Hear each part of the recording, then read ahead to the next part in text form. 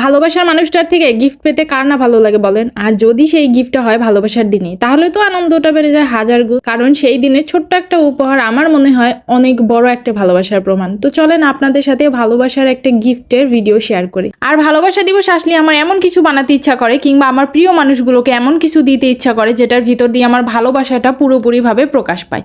এটা শুধুমাত্র একটা উপহার না, এটা হবে আমার অনুভূতি, আমার যত্ন আর নিঃস্বার্থ ভালোবাসার ছোট্ট একটা টুকরো।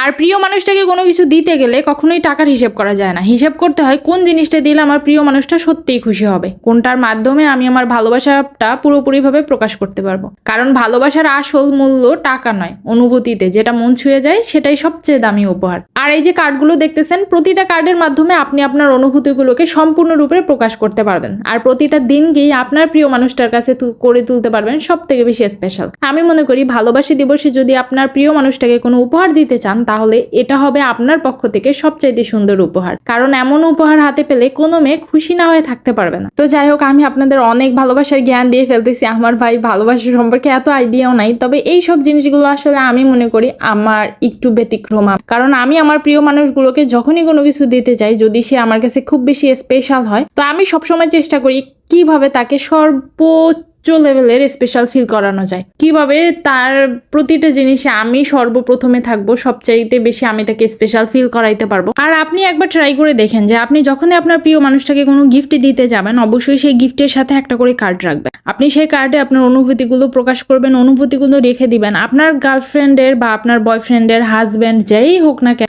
আপনি দেখবেন যে আপনি যে গিফটটা দিবেন সেই গিফটের সাথে যে কার্ডটা দিবেন, গিফটটা ঠিকই নষ্ট হয়ে যাবে একটা সময়, সেই গিফটটা হয়তো বা থাকবে না, কিন্তু আপনার দেওয়া ওই ছোট্ট কার্ডটা বা ওই ছোট্ট জিনিসটা সে দেখবেন যত্ন করে আপনি রেখে দিবে।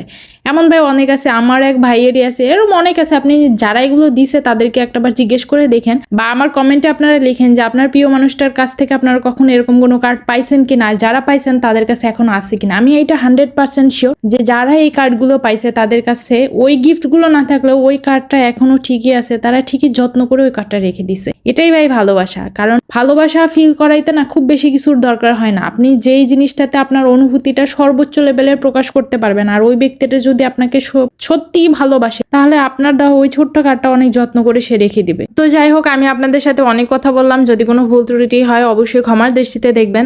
আর এই যে গিফট কার্ডগুলো দেখতেছেন, এখানে হচ্ছে ভ্যালেন্টাইন ডে 7টা দিনে 7টা কার্ড আছে। আর যদি আপনাদের এগুলো ভালো লাগে কিংবা অর্ডার করতে চান, তো অবশ্যই আমাকে নক দিবেন। আপনাদের পছন্দ অনুযায়ী আপনারা যে কোনো ডিজাইন কাস্টমাইজ করতে পারবেন, যে কোনো ডিজাইন আমি করে দিতে পারবো। আর এই যে ছোট্ট ছোট্ট গিফটগুলো দেখতেছেন, এগুলো সবই হচ্ছে এটার মধ্যে আছে। আপনারা আপনাদের পছন্দ অনুযায়ী যে কোনো প্যাকেজ করে নিতে পারবেন। আমি এটা হচ্ছে আমার কাছে যে